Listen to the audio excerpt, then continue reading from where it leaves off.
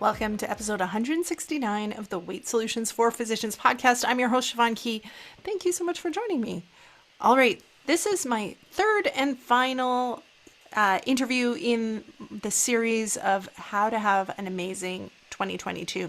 I'm welcoming Dr. Sunny Smith and Dr. Sonia Wright, both physician coaches, both amazing. And again, so many good tips. Each of these interviews, I've really enjoyed doing them because different things come up. May have similar themes and similarities, but the approaches and the ways of viewing things are different with each of these coaches. And I've loved having the opportunity to sit and just chat and pick people's brains. And I hope that you found that these episodes have been helpful for you for planning your own 2022. Now, if weight loss is part of your 2022, if you're wanting to finally have freedom around your eating, feel good about your eating, feel in control without always hanging on for dear life with willpower, then consider joining Stress Eating SOS. The doors are open right now as of the time that you're listening to this. They close this Thursday. So they're open for a few more days after this podcast episode is released for the January group. Stress Eating SOS is for the physician who sometimes feels out of control around food. So if you are a physician and you know what you want to be eating, but it's really hard to do it consistently, you have good intentions and then, a day happens or a week happens and you find yourself just completely forgetting them, then Stress Eating SOS is for you. It's exactly what we coach on to find solutions that actually work in a busy physician's life and that you actually enjoy. This is not a program about just sticking to a restrictive diet. It's about creating a customized way of approaching your weight loss that you enjoy so it's sustainable, so it lasts. That's the difference. Head over to weightsolutions4physicians.ca/SOS to learn more and to join the program. All right, let's get to the interview. All right, welcome to the podcast, Sonia and Sunny. Super excited to have you guys here. I've been looking forward to this all day. I'm like, that is going to be a fun conversation we're going to have. How are you? Great. I'm great. How are you doing? Hey, Sunny, how are you doing? It's great to be here. Do you guys want to introduce yourself for anybody who might not be familiar with you? How about you go first, Sonia? Sure. I'm Sonia Wright, Dr. Sonia Wright. I am the Midlife Sex Coach for women, and I focus on helping women to own their sexuality and create the sexual intimacy that they deserve, and to focus on their desire and to love themselves and to love their bodies, and a lot of empowerment and a lot of sex and a lot of pleasure. Nice. And Sunny, how about you? I am Dr. Sunny Smith. I spent my career as an academic family physician at the University of California, San Diego, where I ran a free clinic, advised medical students, talked about well-being and all that stuff. Interestingly, the worlds are always colliding. One of my medical students who graduated this year, who was my advisee for 5 years, listened to my podcast with Sonia Wright right here and texted me right after that. Sonia's reflection on her journey to become a radiologist and the struggle that she had in making that decision helped my student realize it was okay that she was going to become a radiologist, and she matched very well in radiology. So anyway, I've been historically a medical student advisor and family physician, and now I spend my time running a coaching program called Empowering Women Physicians, and it's incredibly, deeply meaningful work. Awesome. Love it. All right. We are talking about having an amazing 2022, using the month of January to reflect and think and kind of craft what we want out of 2022. And so I'd love to hear if you guys have your own ritual or your own routines that you like to do at the beginning of a year when you're thinking about what you want to create in the upcoming year. This is really a timely question, because if you had asked me this question a year ago, I would have jumped into, oh, yeah, I usually come up with 20 goals that I want to accomplish in the year. Of course you do. On day one with these goals, and I usually have most of them accomplished by halfway through the year. And then I set another 20 goals, and then I go.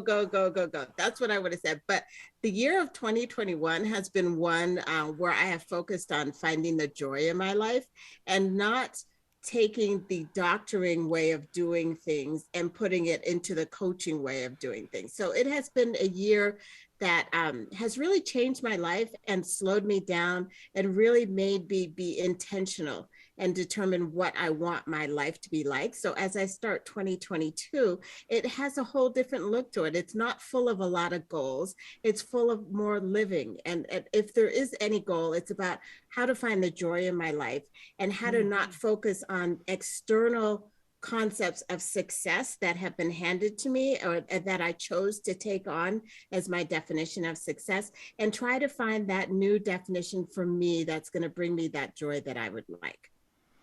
I love that. Like, imagine if we all just made a goal of finding joy in our life. Like, that is so missing in so many women physicians' lives. Like, we do so much for everybody else and very little to create joy. I love it. Sunny, how about you? It's so timely and pertinent that Sonia says that, because that's sort of where I am right now, just arriving more. I'm probably always re-arriving at that place, but each year I sort of choose a word, as many of us do, right? And then it kind of comes to fruition because you seek the evidence you are, you just find the evidence that you're seeking, right? And so the last 3 years, my first word was possibilities. And that's when I was like a full-time academic physician. And I was just starting into doing this work outside the box. And whenever a woman physician starts to think outside the box, everybody starts to think you're crazy. You've lost your mind. And so I was just open to possibilities, like not knowing where it was going. Like, I just want to explore possibilities.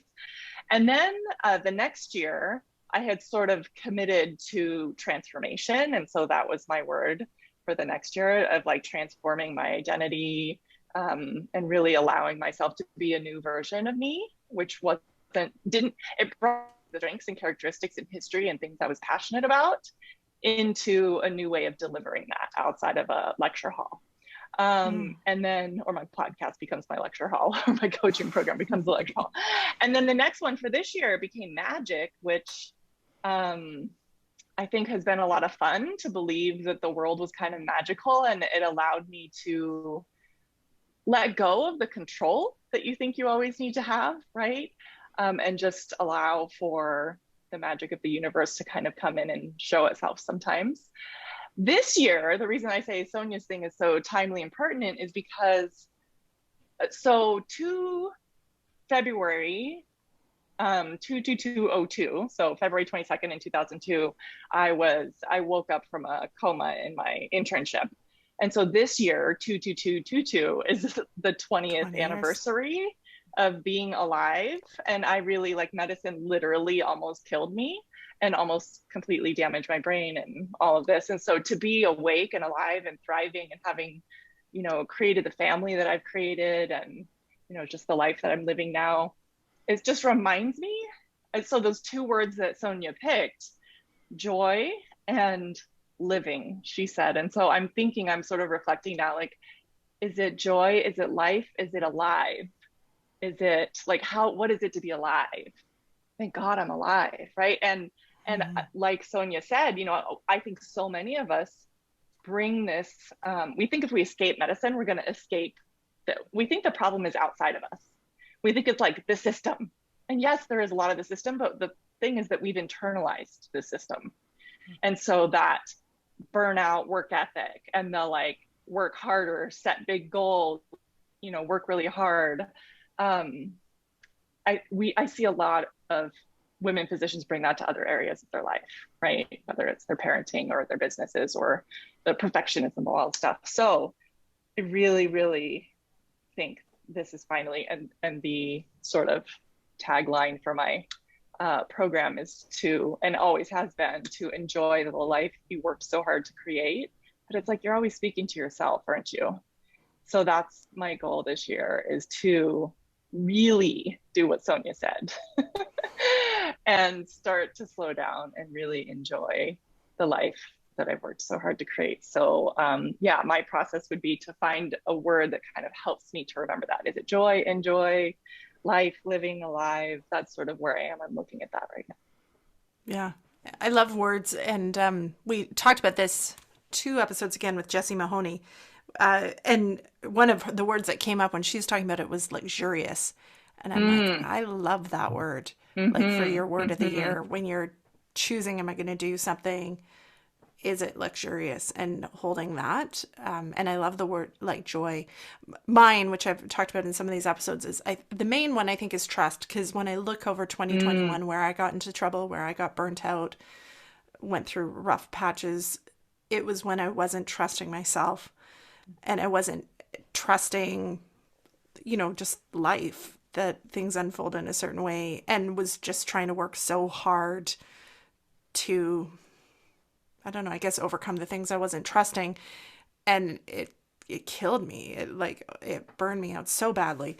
And so this year, my thought is I just want to spend a year just trusting in everything I've done, trusting in myself, trusting in what's going to happen in the year, and let go of all that, like hanging on and trying to fight through, that just is so exhausting. And I think for anybody listening, like I'm speaking mainly about the coaching and the podcasting and stuff, but you can use that same idea for the weight, because I think so many of us that are working on weight are just trying to fight through it and hang on.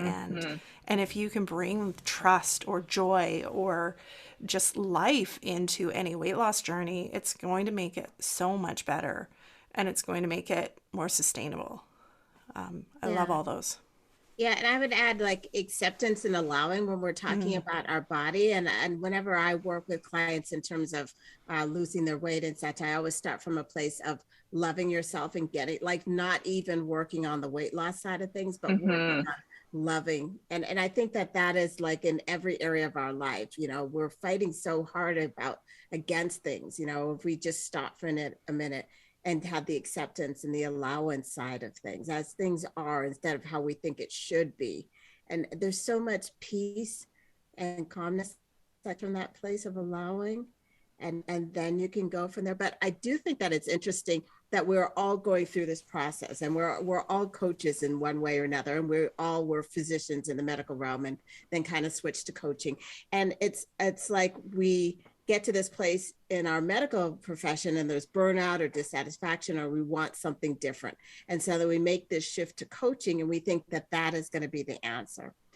But we take ourselves into the coaching, right? So we find ourselves that we could possibly replicate the same situation that we were trying to avoid. And then we realize it's not necessarily external, as you're saying, it's more of an internal process. And then what do you do? What do you do when you realize it's the internal process? And then it gets to that place where you have to do the allowing and the slowing down. And actually, it's not that you can change the circumstance, right? It's you have to focus and work on you. So I'm seeing the same thing. And a lot of us are in the same like 3 to 4 year period of time in terms of from the time of making that transition or just starting the coaching business to now settling into this as our second career, and realizing that we still have to be intentional to make the life that we want. It just doesn't happen because we leave medicine, because we take the same person that's in medicine comes into whatever realm we choose to go into.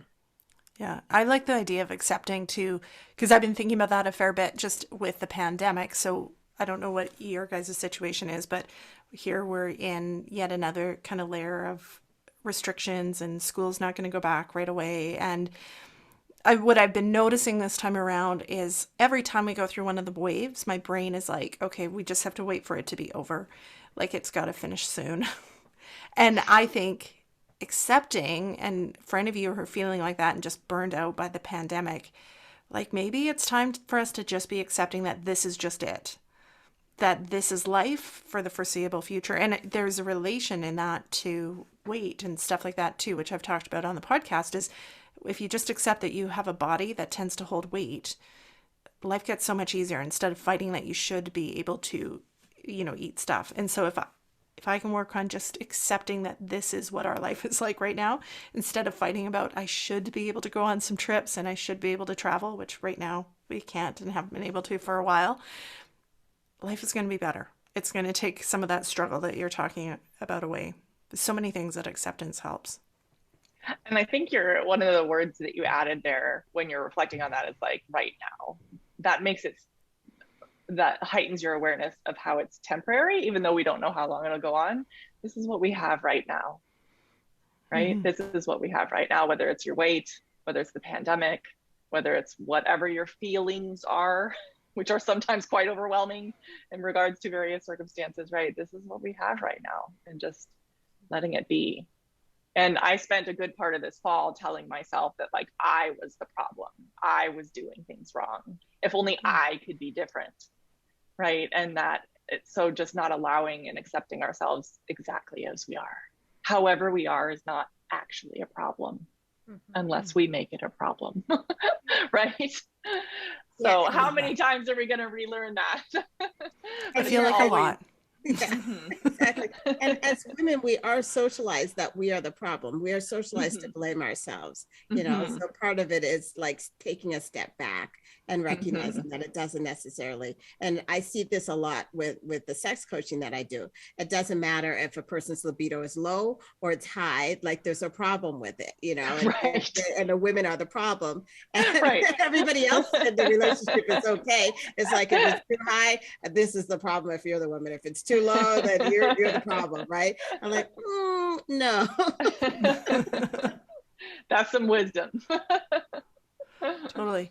Let's talk about what are the places that you see people getting tripped up with the idea of like New Year's routines or reflection or resolutions, however you want to phrase them. Where do you see people getting tripped up? Sonia, do you want to start? Yeah, I'm trying to think what's the best way to express it. I think it has to do with that allowing, right? Getting tripped up in terms of saying where I am right now is not good and I need to change and I need to go somewhere, as opposed to like the acceptance and the allowing of where I am. And then I choose this journey to go on, and I choose a goal, and I'm going towards that goal, but at the same time to start from a place like here I am is okay. And I get to choose not to have judgment about myself where I am at this moment as I go towards something else that I would like to create. So that's where I see where the fallacy is, that we start from a place of not necessarily allowing and accepting and appreciating ourselves as we go towards this new goal. And then going towards the goal and the process, but being okay with not being fixated on the outcome, which is so difficult when you have a goal, right?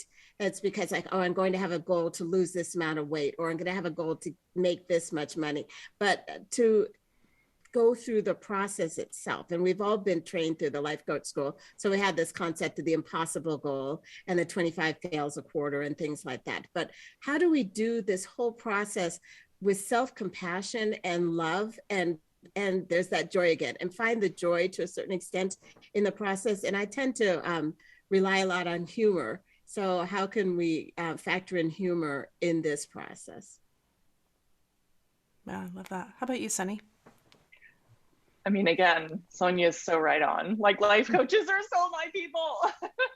Because the self-compassion, meeting yourself right where you are, is everything. And people tend to pick something they hate about themselves and they want to be different immediately. And then they have this previous thing where I heard Mel Robbins recently do this thing where she talked about why people feel stuck. And it was, you know, of course, we're in the present, we look back at the past. And I think a lot of physicians, we take that past and we think that that's our future. And when you project your past into your future, you feel stuck. You're like, it's the same. I'm going to do this for another 60 years or whatever until I'm 60. Like, I can't do that. Like, I just feel so stuck and so trapped when you put your past in front of you. So you're like, okay, well, we can't have that. Again, whether it's weight or charting or your job or your marriage or your kids or whatever, like you can't stand the fact, first of all, again, not having the self-compassion just to meet yourself right where you are.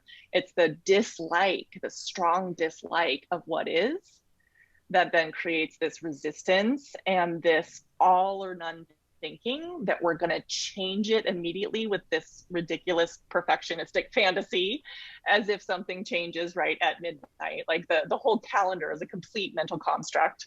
You know, like the deers and the fish and your dog doesn't know it's a different year. It's just the sun comes up another day. But for some reason, we have this idea like, oh, well, now I didn't change the previous 365, but all of a sudden it's all or none, right? And so there are times in our lives that are very shocking where all or none can work, like say you have a heart attack. and the doctor's like, no more cigarettes for you. And you're like, okay, right? Like there are times where that can be effective. But I think for most of us, really putting the all or nothing on ourselves, we're just bound to fail. And then we give up. Like most New Year's resolutions, of course, are nowhere to be seen by February. And so we're ignoring, of course, the compound effect of small change over time. Like even if I look at my journey where we talk about possibility, transformation, magic, and then now maybe joy or alive or whatever, like that's all very gradual. You know, there was nothing about like January 1st that was like, well, now I'm transformed. Or, I mean, I have done things like now I'm not going to drink diet soda. And that lasted for a while, for years, but now I drink diet soda some again. What is wrong with me? So maybe January 1st, I might be like, no more diet soda. And so there are some things like that you can do, but I think for many that can be effective if you're very motivated for that thing. But what's often more effective is I'm going to do it way less. Like if I'm eating out 3 days a week or 5 days a week, I'm going to eat out like once a week. Like be kinder to yourself, or twice a week, or I'm going to do better. You know, I think something, again, the compound effect over time is very underestimated in New Year's resolutions in the all or none thinking. It's that old saying of, and I can't remember who said this, but we overestimate what we can accomplish in a day and we underestimate what we can accomplish in a year, which is exactly what you're And talking 5 and 10 and right. Yeah. Because like if you knew, like say you are 300 pounds or 250 or whatever that is for you, whatever your BMI is, if you knew at the end of a year or 2 or 3 that you'd be your weight you want to be, like why not enjoy the journey? Like why torture your soul on the way to getting there? Because then when you get there, just like we talked about the brain with the burnout, you tortured your soul to get there, so you're going to continue torturing your soul to stay there. So it's like learning to be different and to allow the goal to come when it comes, because when you know your success is inevitable, it's not as rushed. Yeah. And you know what comes up for me when you're talking about that, Sunny, is that I think we've been trained, the mistake that we've been trained is that it's the goal that matters. It's the place that you get to that Right. matters. Yes. And it's not. Yes. It's what you do and what you learn about yourself and the path that you take to get there. That's what actually like gives you value. If you could just snap your fingers, lose weight, and like say take 50 pounds off, like a miracle diet pill or something, what would happen is you would be yourself with all your insecurities 50 pounds lighter and still probably dislike your body and feel like it's not good enough and feel, because you hadn't had a chance to go through that journey and go through the changes that were required. And you would still have the same habits and you would still have to work on that. Like it's the goal points you in a direction. I like to think of the goals as like when you start a road trip, you're thinking, I'm going to go to that city. I'm driving to that city. And then, so it's pointing you in the direction you need to go. But the city isn't an exact place that you're going to end up. Like maybe you're going to be in the outskirts in a hotel one time. Maybe you're going to be right downtown another time. It's as you get closer, you refine it. But the goal is what helps you just know the direction you're supposed to be driving, is how I like to think about them. Yeah, and what I like about that journey, that example, is that, and I love what Sunny is saying, because she's saying that also there's a belief there that you're going to get to that goal at some point. And so the belief is what's carrying you, right? So when you're going to Albuquerque or something like that, you know you're going to get there. When you start in your car, you know you're going to get there at some point in time. So if you take an extra day because you want to go look at that corn hob statue or something like that, well, that's part of the journey, right? And you get to remember that. And when you're looking back at your photos, you'll be like, oh, wow, I got to go there. But you knew when you took that turn and a half a day extra, you know, on that journey to go see that corn hub, that you were still going to get to Albuquerque, right? So if we still know we're going to get to our goal, we wouldn't be as stressed out in terms of the journey to get there. And so I loved when you're saying that, Sunny, about it, like the underlying concept, but there's this belief that you are going to get there. I think when we look back, like the future you or the wiser you or the version of us where we are now, like say, for instance, we're all doctors. And I presume everyone listening to this is a doctor. So we would all have this if you look back at your med school journey, clearly it was hard, right? And that's where we learned delayed gratification. And that's where we learned to torture ourselves and not enjoy the present and get so good at it. And then we did it again in residency, and then we did it again. And so I think we're experts in that mindset. We bring it to any New Year's goal or weight loss goal or resolution or any resolution that we have. And if we could all say something to our first year med student self, like it would be like, don't stress so much, don't worry so much, like it all works out in the end. You don't even know, like these people, this is a really unique time in your life, and so if you really believed, and they worry they aren't going to become a doctor, which all of us in med ed know they're going to become a doctor. It's hard, but it's like 99%. And so if we believe 99%, you're going to hit whatever that goal is that you have for yourself just by continuing to show up. Because how do you become a doctor? You go sit in a classroom, right? And then you go talk to one patient. And then it's not like, it's a huge thing to become a doctor, but it's just one thing. There's a book written by Will Smith, if your listeners haven't listened to it, that is like, lay one brick at a time when you're making a huge wall. And his dad says, just concentrate on the one brick. And so it's like, just do the thing right in front of you and learn to enjoy the equivalent of that med school journey. Like, go out with your friends, see a movie on the weekend. I know there's COVID now, so you can't, but whatever the equivalents are on whatever your New Year's resolution, like if you're trying to have a better marriage, like, don't stress so much about having a better marriage, right? Like, enjoy what you can about the marriage as it's present. Enjoy whatever you can. These are my reflections on it. Having spent my whole career advising the med students who worry the whole way, I'm like, just stop it about your 82. Like, come on, bigger things in the world. And it's the same about the 252 versus the 248. Like, really? You're gonna attach your self-worth to that? Like, it all works out.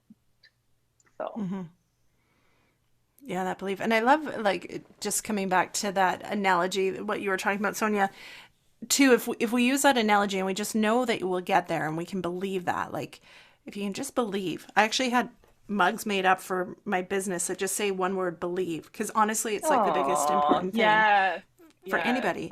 But if you could believe, then, like, sometimes you're going to make intentional journeys on the off the path, and it'll delay the reaching the destination.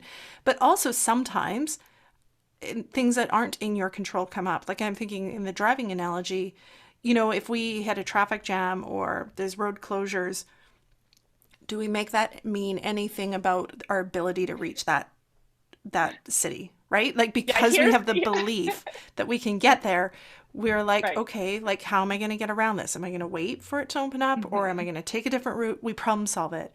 But it's based on the understanding and belief that we will just get there. What were you going to say, Sunny? I interrupted you. Oh, I was just going to say, I was interrupting you, but we make it mean if there's like a yield sign and God forbid a stop sign, we're like, I'm going home. I can't do it. Albuquerque, it's over. Like, why do we do that with our resolutions? Right? Yeah. So it's just like, it's an over exaggeration. It's a trigger, right, on something that's raw. And so it's like, skin that's intact, you can touch it, it's fine, it's no big deal. Going to Albuquerque, we don't have any beliefs that we have failed going to Albuquerque 100 times before, so we're never going to get there.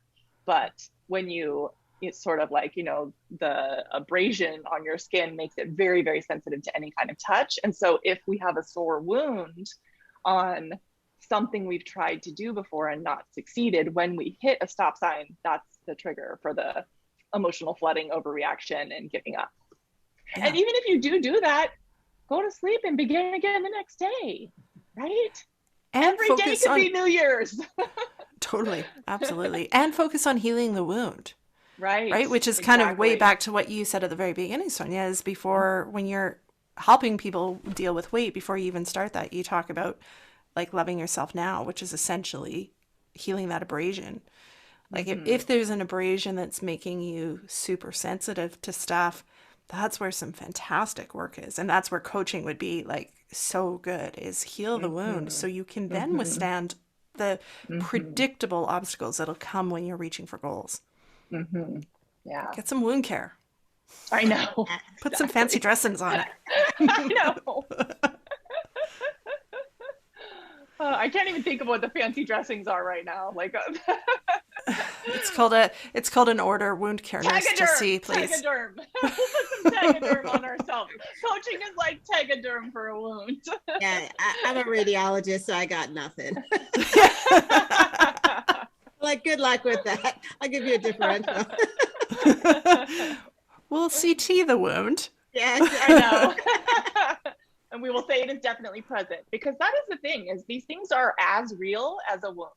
They're as real. The neural pathways that we have that get triggered, that make our amygdalas light up, that is measurable in an fMRI, this is biology, right? There's nothing wrong, quote unquote, with you. This is an actual neuroanatomic pathway that has developed over time, sometimes from trauma from childhood, sometimes from things in our adulthood, but this is as biologic as an abrasion, and it just takes healing and patience. Like, we would never expect our broken bone to be healed in a week, right? And so if we're not doing everything right after New Year's in a week, we're like, what's wrong with us? If we're not safe, imagine you tried to be left-handed, right? I mean, it's just as biologic as anything else that takes time. And so we had Jill Bolte-Taylor in my coaching program. And one of the things she said that I really appreciated, for people who don't know her, she's a Harvard neuroanatomist who has a really profound TED Talk and a book called Her Stroke of Genius, where, again, a neuroanatomist watching herself have a stroke. But she said what was so insightful that someone offered to her, because it took her 8 years to get better. She couldn't speak. She didn't understand language. And she said that they said neurons are not in a hurry. And so give yourself years to heal these neurons and create new neural pathways. And I thought that was a lot of wisdom, because these kinds of things that people are trying to change with coaching, there are some things where you get like this really fast insights and you can come really far so fast. But then when you see yourself kind of going 2 steps forward, 1 step back, you blame yourself a little. And it's just, remember, you're literally rewiring neurons. And neurons are slow growing. They're not like the bones that heal in 8 weeks, right? So we give ourselves a little patience. And again, that's the whole thing about our success is inevitable if we give ourselves time. Yeah, love that. What are some, do you guys have any last tips for success that we haven't talked about for making 2020 amazing? Or sorry, 2022. Lost a couple of years. 2020 maybe wasn't amazing. Was remarkable. It's amazing that we got through it. It's amazing we all survived, that is for sure. Yeah. Sonia, I'll let you go first. I think it's going to be important to figure out what is valuable to you, is important to you, and like spend some time with that before you're making these goals, because we jump to certain goals. It's almost like society tells us what our goals should be. Like, we should make lots of money, we should be a size 2, like these ridiculous things, but society tells us, and that's how we define our success, right? But we actually get to slow down and figure out for ourselves, what do we value in life? What is important? Is it relationship with family members, your children, with your friends? Is that what's important to you? Is it having like a practice, a meditation practice, where you get to decide what is important and valuable for you, and society doesn't get to tell you what that is. You know, of course, I'm into pleasure, so I'm like, maybe it's pleasure. Maybe it's self-pleasure. Maybe it's figuring out how to enjoy life a little bit more, right? But you get to determine what that is for yourself. You don't necessarily have to look externally for the answer. You can spend some time before you're making your goals as to figure out what is important to you and what you want to focus on and what you'd like to improve, increase, or whatever, before you make that decision that it's going to be this goal. And then you get to live your life, really. We focus so much on delayed gratification that it's time to realize this is your life. We are right here, right now, and you get to live it. It's no more delayed gratification. And that is like, no more delayed gratification until you get to the perfect size, until you have the perfect job, until you've written the perfect paper or textbook or whatever. No, it's now. It's time is now. It's now. Absolutely. So well said. Sunny, how about you? Well, amen to all of that, of course. And I have a few things that I've been thinking about lately, but sort of following on that. The first is, if because we don't know. You know, the pandemic has given us many, many gifts and many, many not gifts. But one is the idea that you really don't know, you know, what's going to happen, and it brings up this idea of impermanence. And if 2022 was our last year, or if, you know, in the months or whatever, sometime in 2022, if our time was short, how would we be spending our lives if your time really was short? Because it is. We just don't know how short, but it is short. And so if you had 3 months, for instance, would you really be wanting to lose weight as your highest priority and beating yourself up? Or would you allow yourself to enjoy the taste of some of your food and just be reasonable, for instance, and then focus your actual energy and attention on the things that you enjoy and love about life and being alive? Because I think a lot of us, I mean, the fact that we're still alive when so many people are not, right, from this pandemic that came up and still right now is surging higher than ever before, like we are blessed and privileged to be here and have breath and have life. And so live as if your time is short, or at least make goals as if your time is short. Be mindful of that. Because I think women spend a lot of time trying to be perfect, right? And is that really what's most important, really, when it comes down to it? Two, sort of had three things on my mind lately. Is I read this book. I'm always like referring to these other things. I'm like a personal development junkie. So I read a book called The Gap in the Gain that a lot of people have been reading lately. And we are so focused on the gap between where we are and where we want to be. But what it was saying, so this is like for your New Year's resolution, like we have this place we want to be and we focus all our attention gap between where we are now and that place. And it's like a horizon or a rainbow with a pot of gold. Like it's always where you want to be is always going to be somewhere farther out there. And so there's always this attention to the gap, but we can purposefully pay attention to the gain that we have given, just how far we've come. So if someone's going to plan their 2022, what I would actually recommend, and what I've been doing for myself, is start with 2021 and really say just how far you came in 2021. You survived. It's been hard. What are the things that did you gain, that you created in the world, right? You kept showing up for whatever that thing is, and all those things, whether it's parenting, working, moving a goal forward, even if you had forwards and backwards, right? So focus on the gain and not the gap really helps us to continue. Then you continue that momentum. And then in that same book, this sort of third thing is to focus on 3 wins a day, they said. Because if you, at the beginning of the day, you plan what your 3 wins are going to be. And at the end of the day, you sort of look at, oh, these are the 3 things I was winning, then you're always winning. And even if you didn't do what those 3 things were at the beginning of the day, you kind of reframe them or find 3 things that you did win at. So again, the idea is giving your brain the idea of progress, because human brains like progress. They don't like to feel stuck. So how can you create for yourself the idea of progress as you go into the next year? I think look at the momentum of the last year and then continue every day to look at how you're winning, what gains you've made. There's always something. I didn't punch anyone in the face today. You know, something. It's a win. Always win. Not in jail today. Whatever the things are, like you're always winning if you tell yourself you're always winning. Our brain's default, you know, we have cognitive distortions and biases, that we have negativity bias that keeps us alive. It's very good for us. It's been advantageous over the course of centuries.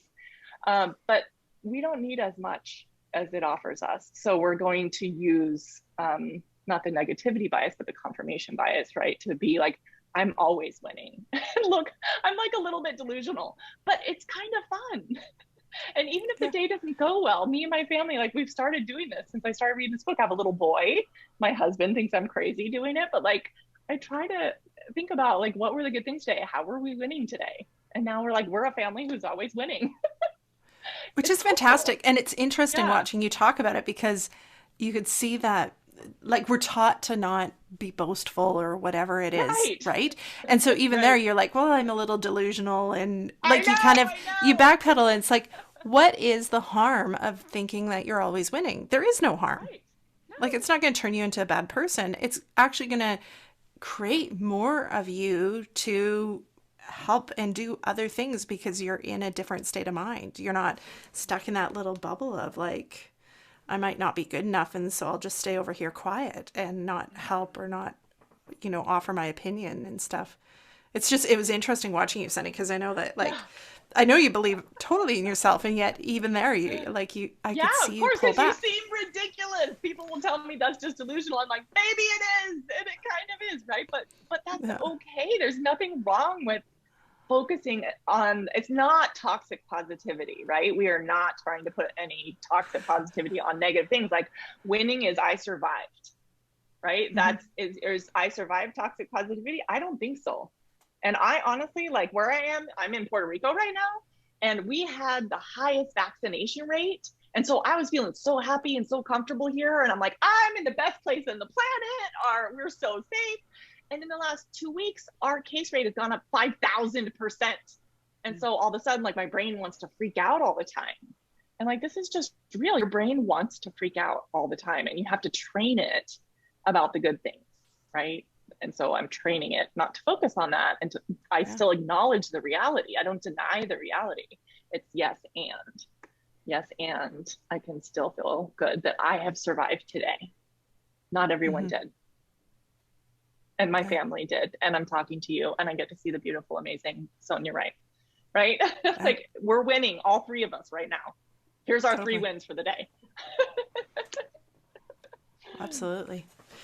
Uh, and any last comments, or if not, if you guys want to just share where people can find you, how people can learn more about what you do. Sonia, you can go first. Sure. The easiest way to find me is my website, soniawrightmd.com. You can find me there. I have a podcast, a Midlife Sex Coach for Women podcast, and you can also find that on the website. So that's the fastest and easiest way to locate me and find out more about my work. Nice. Sunny? I am empowering women physicians, and we have a podcast. So people who listen to this are obviously podcast listeners. I like to say we're sort of like AFib historically, like we're very irregular on our podcasting, but every single day people are still listening, and it's still really good, and people replay. And I anticipate that we'll be getting back to more regular podcasting now, so they can find me there. The same name, they could Google empoweringwomenphysicians.com. There's a Facebook group, Empowering Women Physicians, and we have a coaching program, of course, starting. We're kind of purposely not putting it January 1st. We're going to start in February because I think that's more, I mean, you can do it any way you want, but I think just, people will have gotten over that belief that, oh, I'll do this and I'll just be better by January 2nd. So anyway, yeah, we have an amazing coaching program, which many of our colleagues work in, and have Sonia comes and shares her amazingness. Let me say, my staff, after Sonia, and Sonia knows some of my staff that were there, after she came in, they were like, did you see the thing Sonia was talking about? I was like, we're doctors. We can talk about vaginas and labia. And my favorite friend, right? She's showing right now. But you can imagine for women, like talk about things that are taboo. Like we're not supposed to boast, and we're certainly not supposed to talk about sex, and we're not supposed to talk about pleasure. We're supposed to sacrifice ourselves for our whole lives. And so, yeah, we try to bring in all the amazing people that we can to show their amazingness, like Sonia displaying a clitoris. Totally. Every woman physician needs to check out Sonia's stuff too, because Absolutely. And then Sonia yeah. coaches in stress eating SOS too, which is amazing as well. You're popular, Sonia. Good. Yes. I tell people all the time, I'm like, she's a master coach. She's like, there's a bunch of us in training right now, but they're far and few between. And one thing I appreciate I want to appreciate both of you and all of the coaches, honestly. I couldn't sing why am I taking over and saying this? But like, I'm just going to say every physician deserves a coach. Every woman listening to this podcast, every one of them deserves a coach.